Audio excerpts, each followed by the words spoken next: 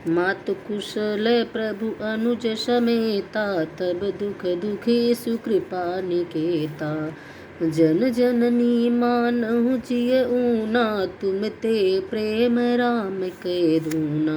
हे माता, सुंदर कृपा के धाम प्रभु भाई लक्ष्मण जी के सहित शरीर से कुशल है, परंतु आपके दुख में दुखी हैं। हे माता, मन में ग्लानि न मानिए, मन छोटा करके दुख न कीजिए। श्री रामचंद्र जी के हृदय में आपसे दूना प्रेम है। रघुपति कर संदेश अब, सुनु जननी धर धीर। अस कही कवि गद गद भयो भय, पिलोचन नीर। सियावर रामचंद्र की जय। हे माता, अब धीरज धर कर रघुनाथ जी का संदेश सुनिए। ऐसा कर कर हनुमान जी प्रेम से गदगद हो गए। उनके नेत्रों में प्रेम अश्रु का जल भर आया। कहूँ राम वियोग तब सीता, मोह कहु सकल भय विपरीता। तब तरु किसले मानव कृषानु, कालिनी सस समनि शशि भानु। हनुमान जी बोले, श्री रामचंद्र जी ने कहा कि हे सीते, तुम्हारे वियोग में मेरे लिए सभी पदार्थ प्रतिकूल हो गए हैं। वृक्षों के नए नए कोमल पत्ते मानो अग्नि के समान काल रात्रि के समान, चंद्रमा सूर्य के समान लगता है। कुबले विपुल कुंतवन सरिसा, वारिद तपत तेल जनु वर्षा। जेहि तिरहे करत ते पीरा, उरग श्वास सम त्रिभित समीरा। और कमलों के वन भालों के बाण के समान हो गए हैं। मेघ मानो खौलता हुआ तेल बरसाते हैं। जो हित करने वाले थे वे ही अब पीड़ा देने लगे हैं। त्रिवित्र शीतल मंद सुगंध वायु सांप के श्वास के समान जहरीले और गर्म हो गए हैं। कहें ते कछ दुख घटी होई, काहि कहाँ यह जानन को। तत्व प्रेम कर मम अरु तोरा, जानत प्रिय एकू मम मनु मोरा। मन का दुख कह डालने से भी कुछ घट जाता है, पर कहूँ किससे, यह दुख कोई जानता नहीं। हे प्रिय, मेरे और तेरे प्रेम का तत्व रहस्य एक मेरा मन ही जानता है।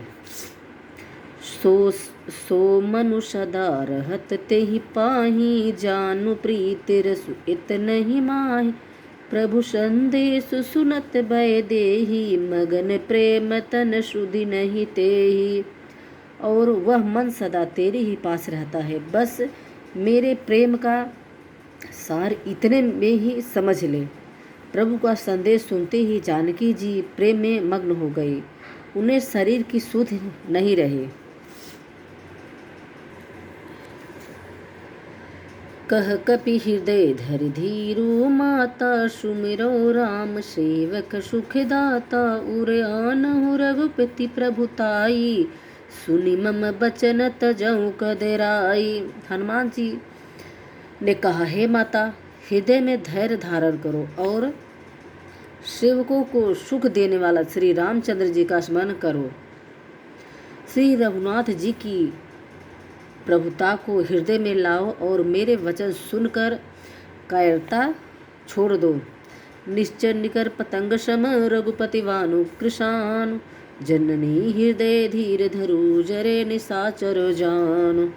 राक्षसों के समूह पतंगों के समान और रघुनाथ जी के वाण अग्नि के समान है। हे माता, हृदय में धैर्य धारण करो और राक्षसों को जला ही समझो। जो रघुबीर होति सुधि पाई, करते नहीं विलम्ब रघुराय। राम बानर भी उए जानकी, तब वारुथ कह जातु धान की।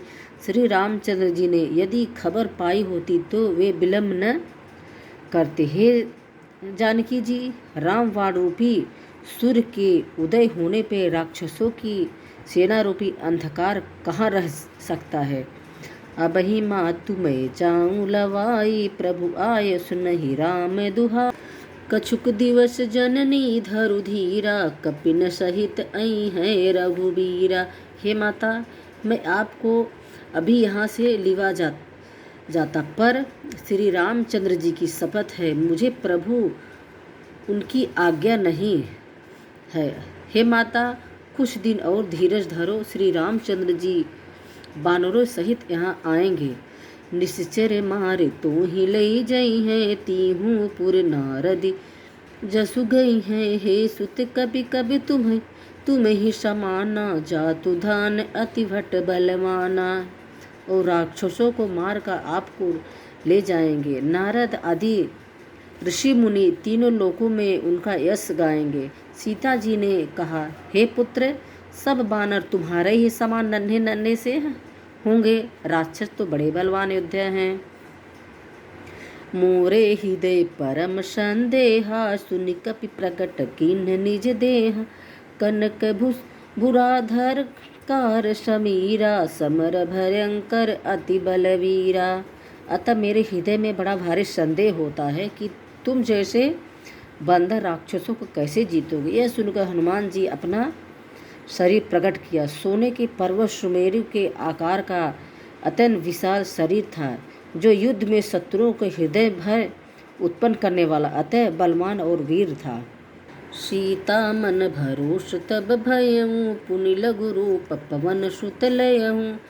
तब उसे देखकर सीता जी के मन में विश्वास हुआ। हनुमान जी ने फिर छोटा सा रूप धारण कर लिया।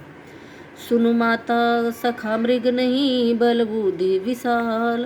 प्रभु प्रताप ते गरुड़ ही खाए, परम लघु व्याल। सियावर रामचंद्र की जय, पवन पुत्र हनुमान की जय। हे माता सुनो, बानरों में बहुत बल बुद्धि नहीं होती, परंतु प्रभु के प्रताप से बहुत छोटा सर्प भी गरुड़ को खा सकता है, अतः निर्बल भी महान बलवान को मार सकता है।